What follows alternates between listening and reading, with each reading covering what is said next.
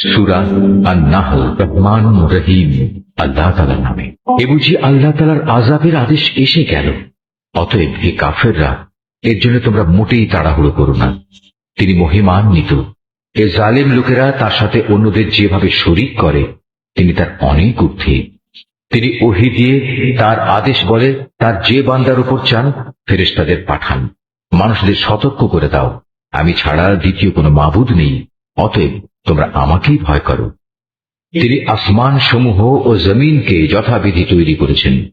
তারা যাদের তার সাথে শরীক করে, তিনি তার চাইতে অনেক ঊর্ধ্বে। তিনি ক্ষুদ্র একটি শুক্র কণা থেকে যে মানুষ তৈরি করেছেন, আশ্চর্যের ব্যাপার, সে এখানে এসে স্বয়ং তার স্রষ্টার সাথেই প্রকাশ্য বিতর্ককারী বনে গেল। তিনি চতুষ্পদ জানোয়ার পয়দা করেছেন। তোমাদের জন্য ওতে শীত বস্ত্রের উপকরণ সহ আরো অনেক ধরনের উপকার রয়েছে। সর্বোপরি তাদের কিছু অংশ তোমরা তো আহারও করে থাকো। তোমরা যখন গোধূলি লগ্নে ওদের ঘরে ফিরিয়ে আনো, আবার প্রভাতে যখন ওদের চারণ ভূমিতে নিয়ে যাও, তখন এর মাঝে তোমাদের জন্য নয়নাভিরাম সৌন্দর্য উপকরণ থাকে। তোমাদের পণ্য সামগ্রীর বোঝাও তারা এমন দূর দূরান্তের শহরে বন্দরে নিয়ে যায়, যেখানে প্রাণান্তকর কষ্ট ব্যথি রেখে তোমরা কোনোদিনই সেসব পণ্য নিয়ে পৌঁছতে পারতে না। অবশ্যই তোমাদের মালিক তোমাদের উপর স্নেহপরায়ণ ও পরম দয়ালু। তিনি ঘোড়া, খচ্চর ও গাধা সৃষ্টি করেছেন যাতে তোমরা আরোহণ করো।